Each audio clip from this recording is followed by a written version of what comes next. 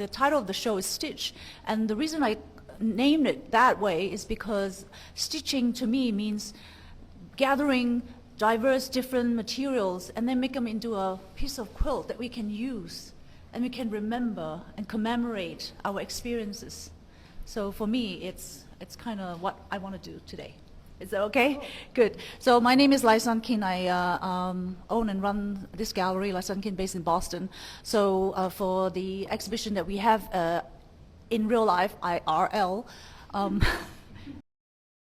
it's called Stitch, featuring artists Stacy Lee Weber, Mary Tooley Parker, Michael Seethorpe, and Lovett, who are Tali and Kyle.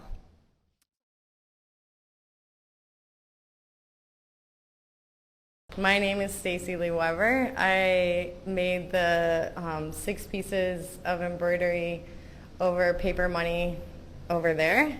Thanks for having me on the show, Lai Sun. It's awesome to meet you guys and to see all the work together in the space.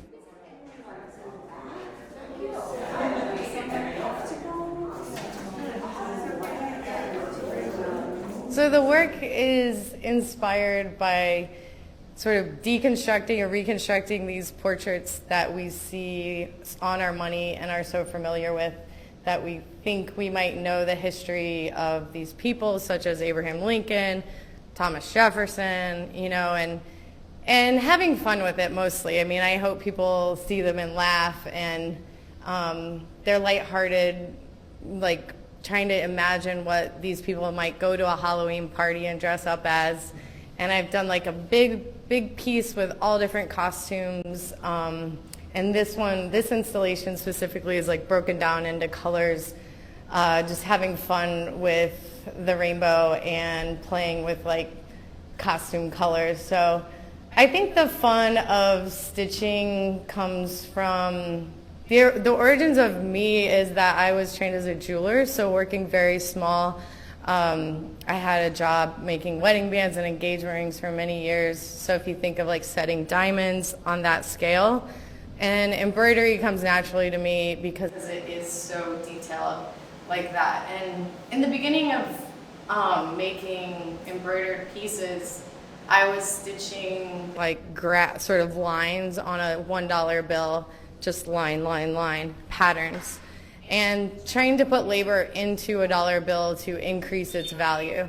And that's always been a running line through a lot of my work, is changing the value of something. And I always say I'm like such a literalist that I just literally started working on money because it made sense to me. And the work, so thinking of coins in the same way, I was a jeweler, so doing a lot of pieces with pennies, sawing into pennies, soldering pennies, and increasing their value by putting your labor into them. So the money pieces started that way, and with patterns on money and embroidery, and sort of have evolved through time. So that was in 2008. I had a big show, and it was coin pieces and paper money pieces that were all sort of altered in some way.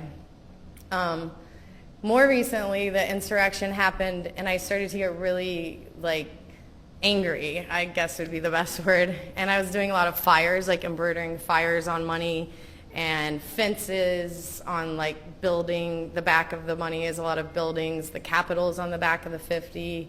And then doing more playful colors with costumes. And so just like getting out of this pattern work and more into this really playful.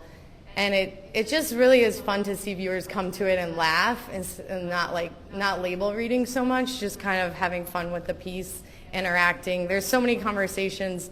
Sometimes people's name is Lincoln, or sometimes I dressed up as a shark once, or just like all kinds of fun stuff, fun conversations. These pieces are uncut sheets. So uncut money was sold by the mint, different mints around the country, as a souvenir in their gift shop. And they don't do that anymore, but there's a fair amount of uncut sheets in circulation through like antique shops and vintage shops that I buy. The biggest uncut sheet is like a I think it's 8x8 or something like 8x6. So it's a lot bigger. So they're valuable, the sheet, just in that it's an uncut sheet of money. And then the uncut sheets you can like cut and actually use as money too. So it has the value of the bill and plus more because it's like a collector's item. So that's been kind of a fun part of the work too. Money's funny, as they say, funny money. But there's dates of designs that have changed. Like you can look at signatures, like numbers, like there's just tons of stuff to play with on the designs of the bills. It's not illegal to deface money. Just so I just throw that one out of the water, because I know that's the first thing. Yeah, I just say we're highly weaponized, and we have a lot of guns, and we just carry them all the time now. I'm just kidding. I'm kidding. It's only illegal to deface money if you have fraudulent intent, and so that's the full sentence. There's many artists that manipulate money in different ways, and I'm curated into a lot of money art shows. So I think like the luster to it has like worn off through the years. But I do a lot of fairs and shows, and I get the question like constantly. But I like to, my go-to is that the Mint in Philadelphia sells a lot of my coin jewelry in their gift shop. So it's like, that's the one I like really hit home to people. Like,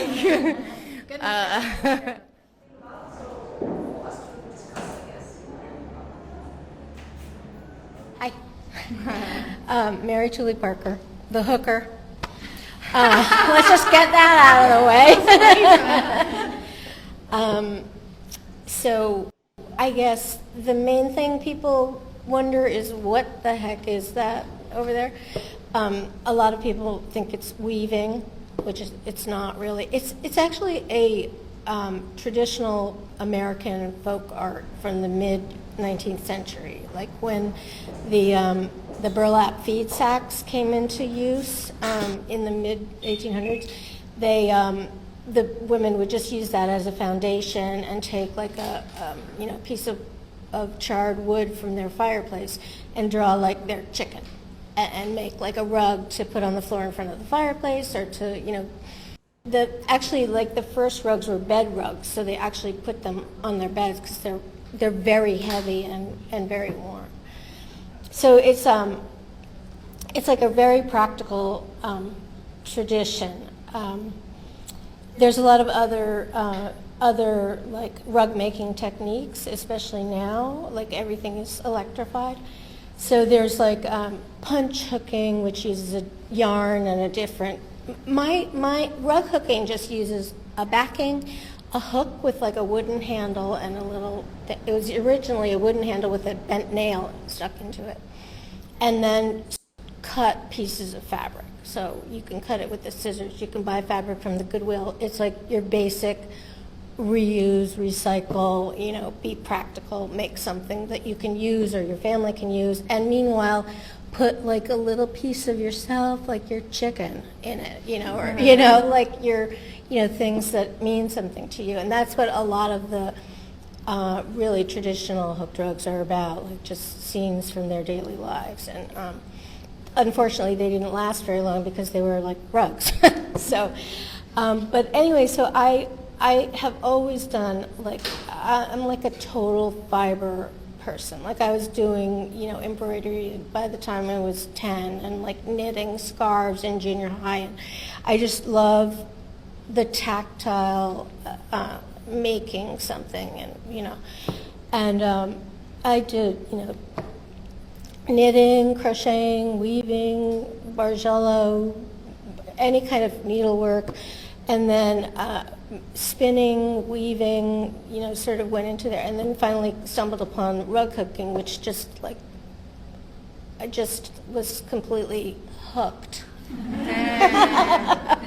Sorry. But anyway, it really, like the first year that I did it, I made 11 rugs, and my mentor was like, so I love it. I really love it, and I have to have surgery on Tuesday because I love it so much. Because carpal tunnel, but it's become for me, there's a lot of aspects to it, like dyeing colors, choosing materials, designing, whatever. But it's also become like a way for me to express stuff, like my past, my future. Well, not my future, but my past, my present. These are like, this is like my house, my dog. That's my house, my dog. This is me with my daughter when she was little. She's like 26 now in the baby pool. So I only make things that really give me that like kind of electric jolt of recognition that I really want to do that. So that's my blurb. That was great. I love the. I realized, I was telling Liza on this, I've never done like an artist talk, which is like crazy, and like I'm a little more nervous than I expected to be. You guys are so eloquent. I know, but that's when you got to be the most nervous. So I'm Michael C. Thorpe, the quilter. I wish I had a cool name like the hooker, and it's so funny the way I think about my practice is everything is a quilt, and like the way I think of quilts is like just bringing at least two things together to make something more. And I think of like, this is an amazing quilt. Like, when do we get such like truly diverse group of people together and like to talk about whatever we want to talk about? And the second thing I think about a lot is like, I really just make the world around me, and then I think about how to like make it, and this body of work that is in this group show is definitely a new chapter in my practice. And it's really cool to think about how to make different things, how to materialize different things, because everything starts with a sketch. And I've been so fortunate to be able to explore different avenues of making things. And one of them is like the soft sculpture. I've been trying to figure out how to make soft sculptures, and like everybody knows fabricators that can make kind of anything out of like metals and woods, but then when you ask to make like a soft sculpture, they're like, "What? I don't know how to do that." And I was like, "Yeah, that's kind of what I'm trying to find." And I luckily found these fabricators in Florida that like basically you send this elaborate sketch and description, and they produce this unbelievable product. And I was like, wow, this is amazing. And it really like just satisfied that need of like entering sculpture.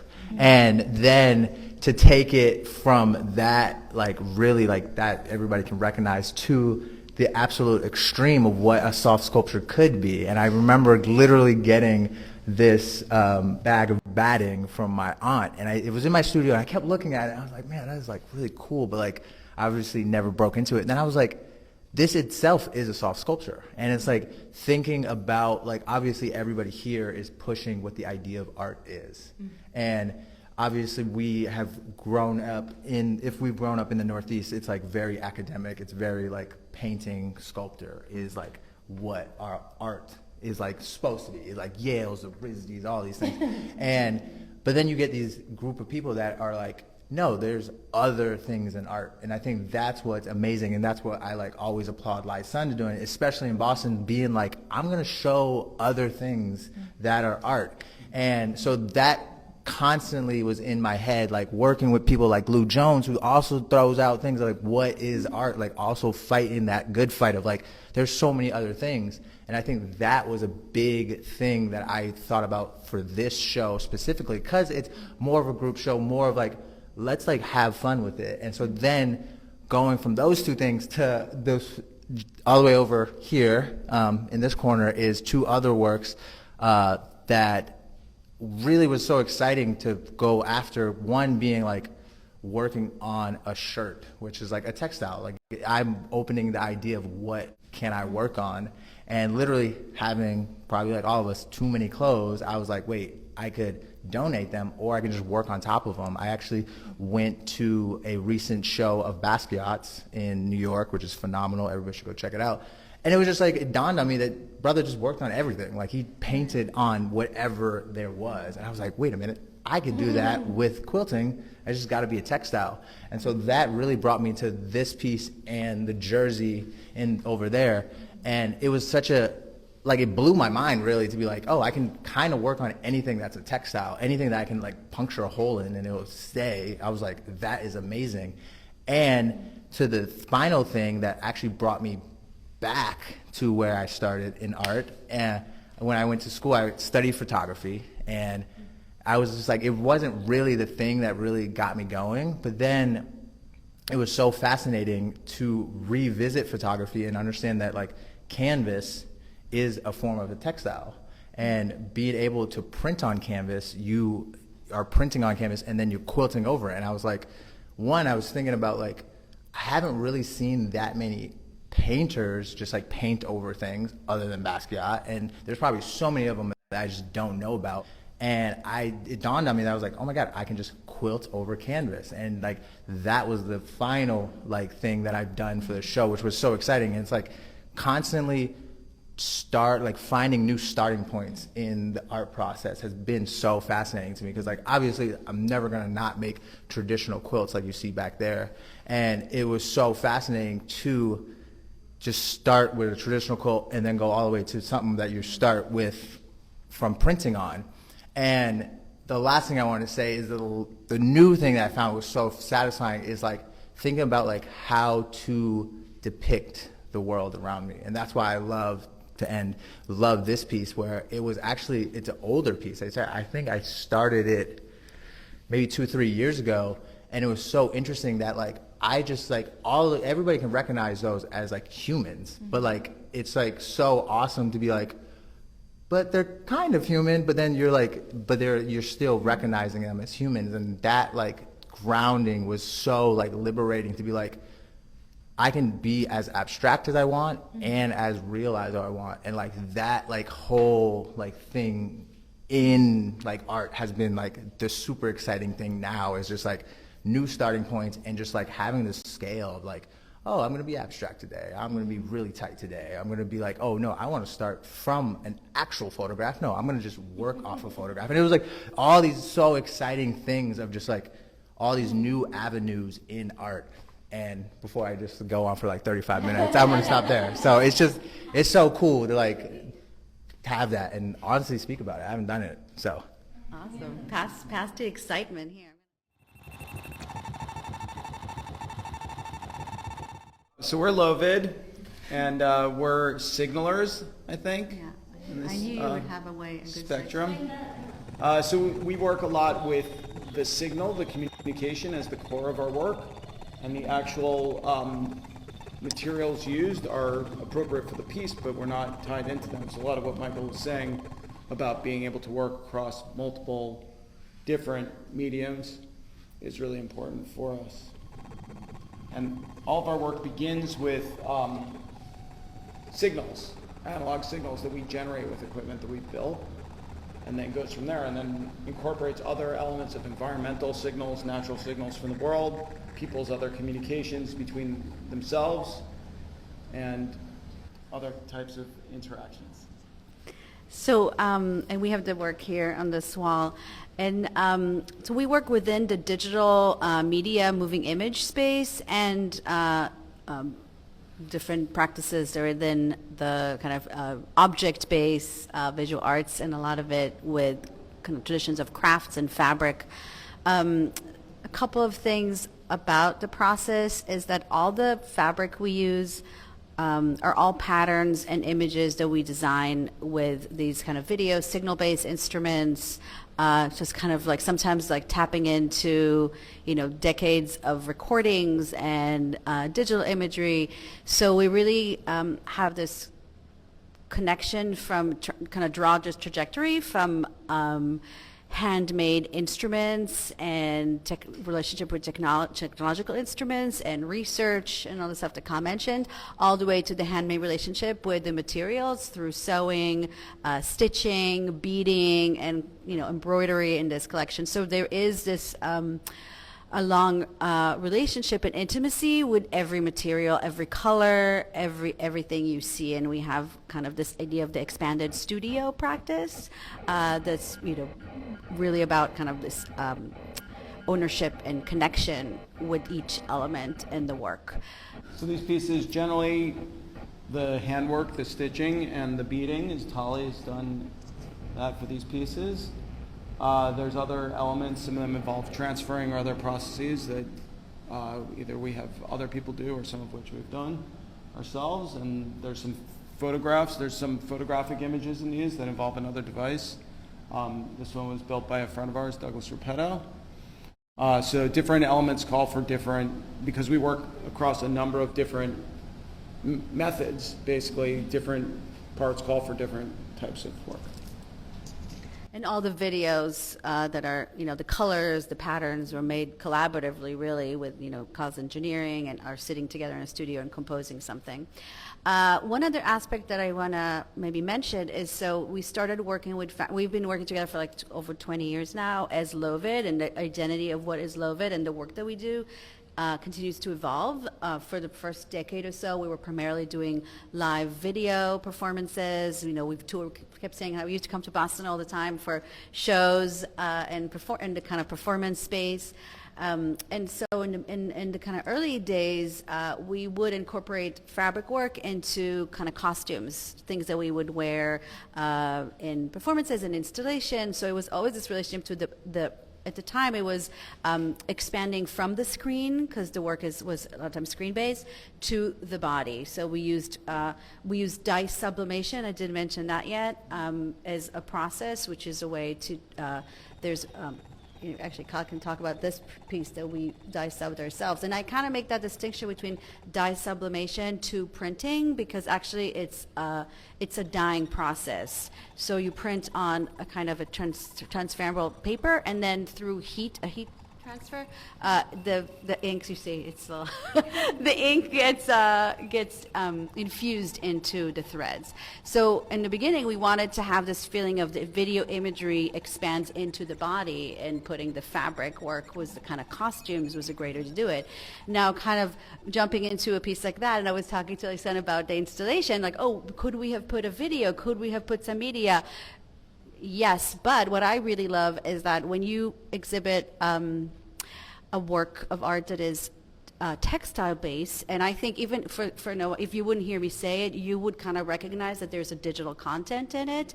But I think what's really exciting is that the viewers immediately project their own body onto it, because textile is material based. We're so used to wearing it. It's this kind of protective layer. It's decorative layer. It's something that maybe would be in a home. So we have this really physical relationship with it. And what's exciting for us is that we don't often think of that in the screen-based digital art. So this expansion and kind of complementary elements are really exciting in this work. So yeah, I wanted to just say one more thing about the dye sublimation. So this is actually this piece we made at Alfred University, where they have a special printmaking residency program that we've done. We've done a few different programs with them over the years, and it was really fun because it uses a very large, much larger than this actually, heat press, which is a very hot. Like a giant Yeah, iron. like a giant Flat iron. yeah. That's so it was really fun to work with that. But one of the cool things is that kind of building on what Michael was saying again with the quilting being taking two things and bringing them together. With dye sublimation, you take two things and you really fuse them into one thing that's sort of inseparable from the other. And I think that fits for our collaboration and also for this whole show. So congratulations and thank you all. There you go.